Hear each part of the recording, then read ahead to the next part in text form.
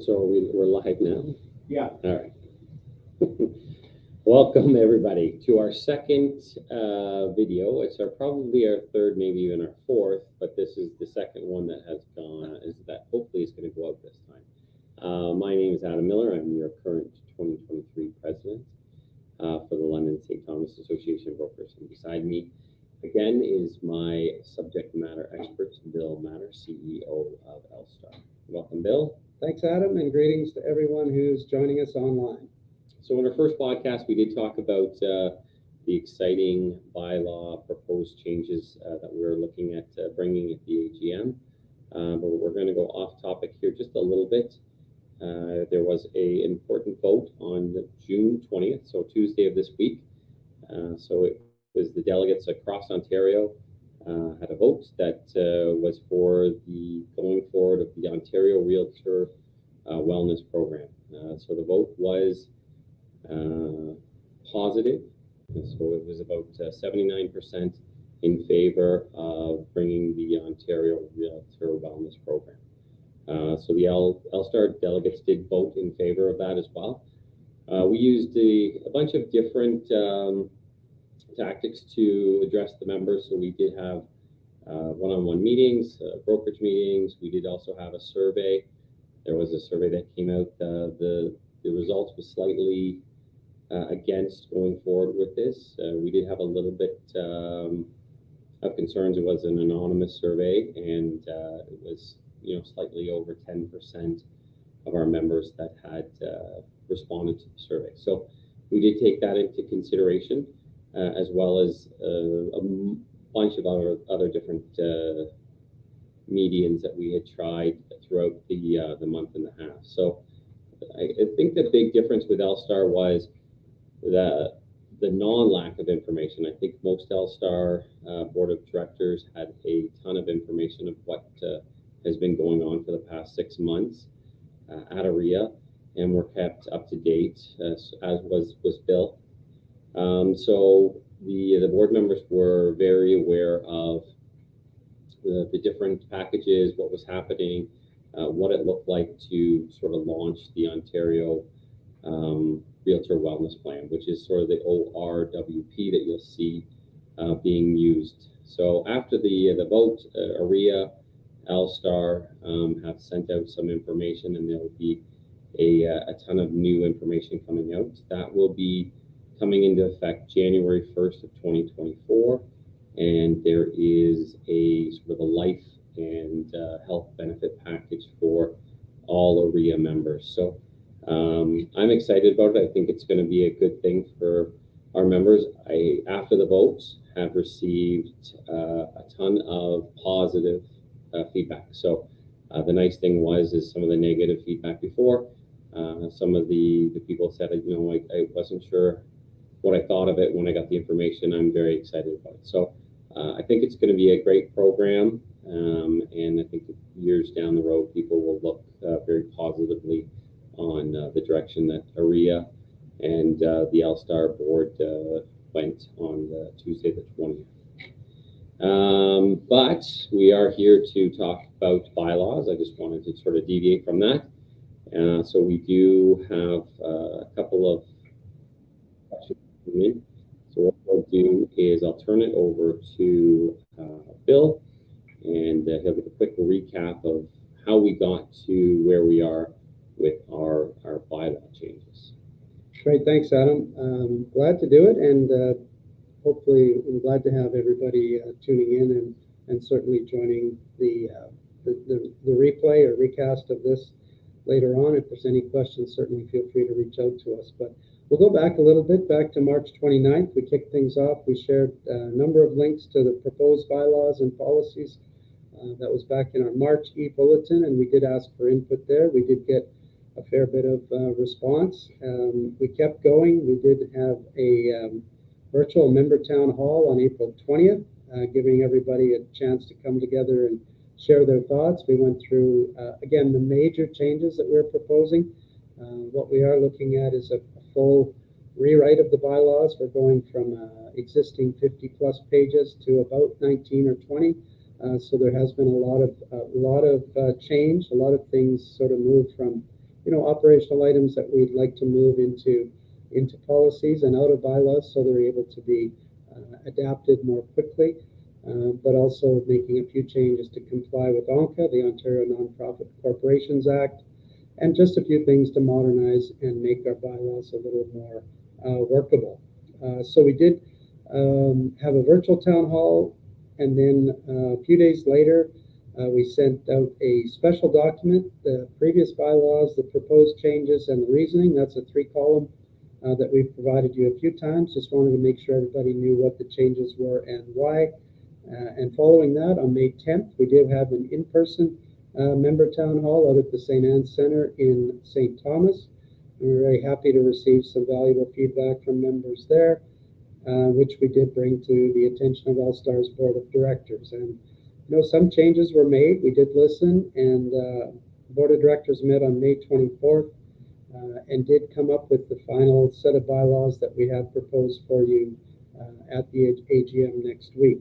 We did share a clean copy of those new bylaws. Again, we updated the spreadsheet and we sent that out in May's edition of the e-bulletin. And we kept going. We made sure documents were available to everybody, posted them in the LSTAR Member Hub, on Matrix News, the LSTAR Member Facebook group. Wanted to make sure we reached as many of you as possible. And then the two of us, Adam and I, we have made a number of visits to different offices, staff meetings, that sort of thing, to talk about the changes. And we're really happy to get to meet with the members there, but also to hear their input on the upcoming changes. I think we do have one more left on Monday. We're going to do one more office meeting, and then finally we did have another town hall to let everybody in on that. We did focus a large chunk of that on the wellness plan, but certainly there was an opportunity for members to give us a chat or let us know what they thought of the bylaw changes. So we're really looking forward to hearing from you again at the AGM next week at the Travel Lodge. Thanks, Bill. I think we have certainly beat the bylaws to death here. If they show up at the AGM and say we haven't notified them or given them a chance to hear about it, I think we can go over that summary again and just show how much work we have actually put into notifying the LSTAR members of what's happening in the upcoming AGM. So circling back, there has been some questions that we've received through emails during our office visits. One of the questions that came up was, under the proposed new bylaw motion, will be passed by a simple majority, or will it require the 2/3 vote to pass?